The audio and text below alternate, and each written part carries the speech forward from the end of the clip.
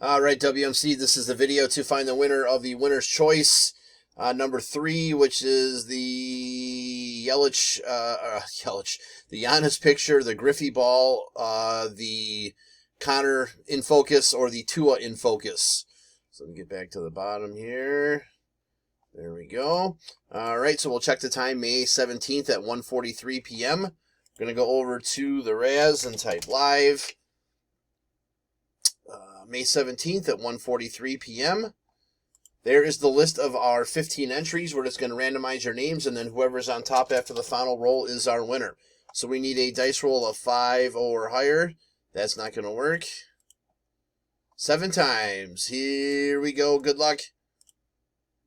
1, 2, 3, 4, 5, 6. Last and final. Here we go. Good luck. It is Jake Spot 8 is your winner. So Jake, please message me to make your selection. There is our verification code, our timestamp once again, May 17th, 1:44 p.m.